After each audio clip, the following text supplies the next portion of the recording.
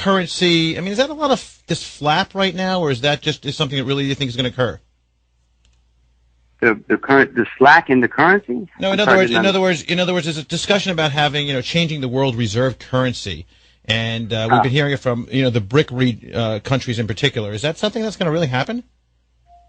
Well, there's no question that the world has a problem with its reserve currency, i.e. the U.S. dollar. It is a terribly, terribly flawed currency to be using as the world's medium of exchange. The same thing happened to the pound sterling once upon a time, and it lost its status. I mean, the same thing has happened to every currency in history which the world has used at one time or another.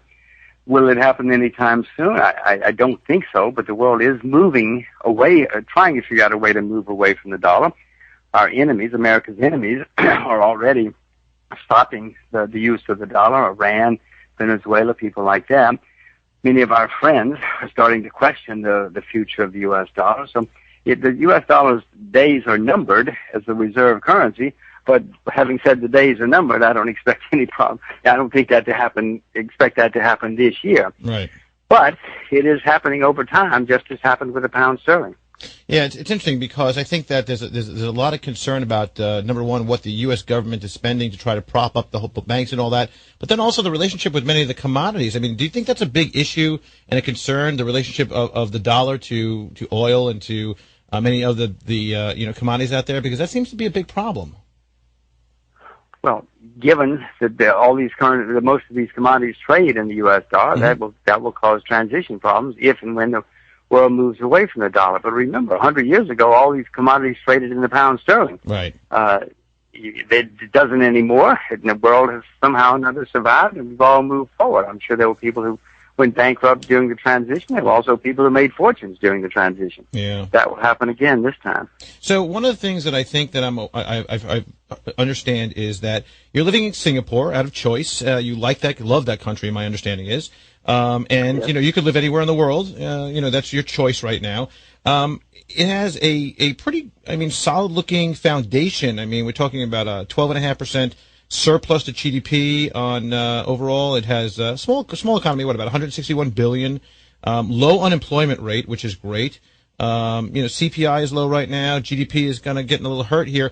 But if my understanding is that in Asia, when you look out at that, and I think, maybe this is something you can help me with, South Korea, Singapore, maybe Taiwan, possibly Taiwan, maybe not so much, and Thailand to a degree, but not so much China is some of the things that you like. Is that correct?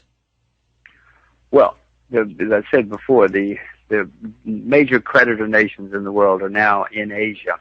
This is where the assets are.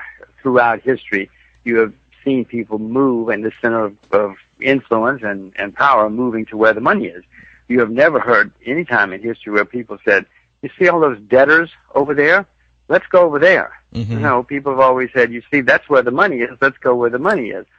Singapore has, if you look over the past 50 years, or Japan was the greatest success story of the last 50 years. Singapore was the greatest success story in the world of the past 40 years. China probably of the past 30 years. So lots of great things are happening in Asia. We picked Singapore for a variety of reasons. The many reasons go into where you wind up living, as you well know. I mean, we weren't transferred here or anything. We came here because we wanted to, mainly because we want my children to grow up speaking Chinese and understanding Asia.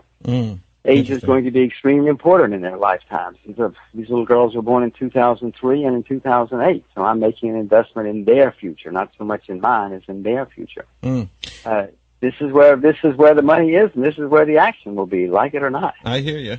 Listen, I've been over there a few times, and I think it's a fabulous area. But let me ask you about Japan. I'm stumped on Japan. Japan looks like an economy no different than maybe, England in a way, but yet they have the proximity to Asia, so that it helps them, I guess.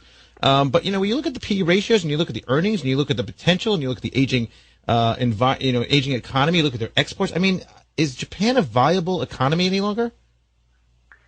Well, Japan does have some serious problems. It may be comparable to England. Well, not comparable to England 100 years ago, but it certainly has serious problems. They've got a demographic problem, probably the worst in the world. For the first time in their recorded history, they have a declining population, and the birth rate is such that there won't be any Japanese in 100 years unless something happens. You combine that with staggering internal debt. I mean, perhaps the highest internal debt of any country in the world. And I just don't know what's going to happen 20 years from now in Japan. I own the currency at the moment. I own a few Japanese shares, but they do have the advantage that they're near Asia and that their largest trading partner is now Asia as a whole, and specifically China, plus the other Asian countries. So that's helping them. I mean, Canada became a very, very successful country because it had a rich neighbor and was at the right place. Right. Well, Japan's going to benefit to some extent from that. But overall, I mean, I can't imagine I'll have any money in Japan 5 or 10 years from now unless they do something about the staggering internal debt problem and the demographic problem. They're the second largest creditor nation in the world internationally, but domestically they just have unbelievable debt, even worse than the U.S., believe it or not. Yeah, I haven't been able to bring myself to invest in Japan. I'll tell you, and I'm not. Obviously, they're beaten down. They have the good trading partners and all that. But everything I see across the board, it just doesn't look like a healthy place to put money. Well, as I say, I've got some money in the currency and the reason, by the way, just so you know, is they passed a law recently giving incentives for people to bring money back into Japan. The Japanese to bring their money back into Japan. I don't know if it'll work or not, but America did that a few years ago, as you may remember, and there were huge amounts of money came back into the U.S. on a temporary basis anyway.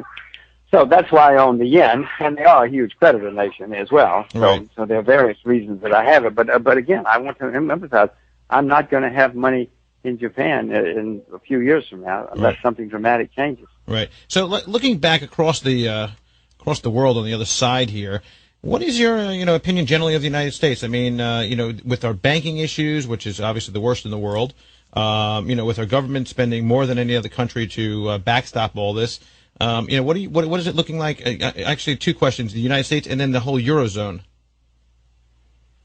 Well, the U.S. is the largest debtor nation now in the history of the world. It grieves me to say that, since I'm an American citizen and an American taxpayer, and I'm quite fond of the U.S. But we have to deal with facts, and the situation is getting worse.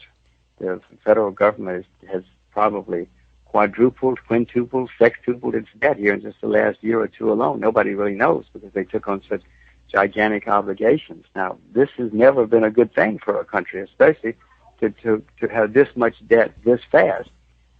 So right now, things are looking a little better because they've pumped huge amounts of money into the U.S. economy and into the U.S. financial system. Well, that always helps for a while. But remember, the guys who get the money think things are much better, but it ultimately has got to come from somewhere. You either have to tax somebody or borrow it from somebody or print it. And ultimately, it leads to more